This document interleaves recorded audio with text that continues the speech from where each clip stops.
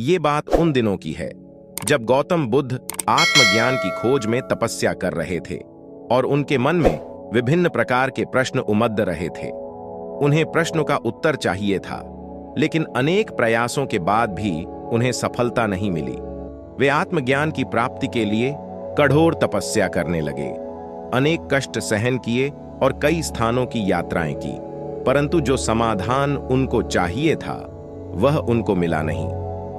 एक दिन गौतम बुद्ध के मन में कुछ निराशाजनक विचार आने लगे और वे सोचने लगे कि धन, माया, मोह और संसार के भी समस्त वस्तुओं का भी त्याग कर दिया, फिर आत्मज्ञान की प्राप्ति नहीं हुई, और क्या मैं कभी आत्मज्ञान प्राप्त कर सकूंगा और मुझे आगे क्या करना चाहिए?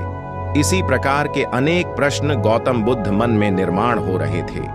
गौतम बुद्ध को तपस्या में सफलता की कोई किरण नहीं दिखाई दे रही थी और उन्होंने अपने प्रयासों में कोई कमी नहीं छोड़ी थी।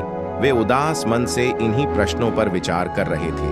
तभी इसी दौरान उन्हें प्यास लगी और वे अपने आसन से उठकर जल पीने के लिए सरोवर के पास गए। वहां उन्होंने एक अद्भुत दृश्य देखा।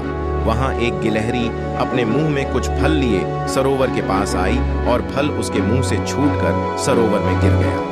गिलहरी ने देखा कि फल पानी की गहराई में जा रहा है।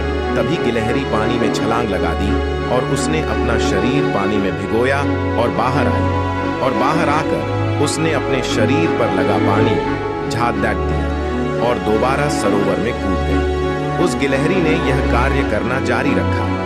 बुद्ध उसे देख रहे थे, लेकिन गिलहरी इस बात से अनजान थी और वह लगातार अपने काम में जुटी रही।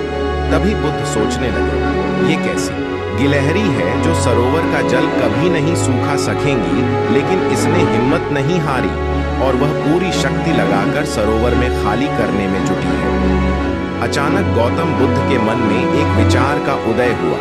यह तो गिलहरी है, फिर भी यह अपने लक्ष्य को प्राप्त करने में जुटी हुई है और मैं तो मनुष्य हूँ, आत्मज्ञान प्राप्त नहीं हुआ। तो मन में निराशा के भाव आने लगे। अब मैं पुनः तपस्या में जुट जाऊंगा।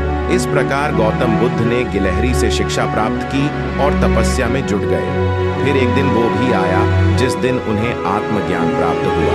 गौतम बुद्ध की शिक्षाप्रद कहानी से हमें सीख मिलती है कि जीवन में हमें असफलताओं की वजह से कभी हार नहीं मान लेनी चाहिए, और ये जो भी असफलताएं आती हैं उनसे हमें सीख लेकर आगे बढ़ाना होता है।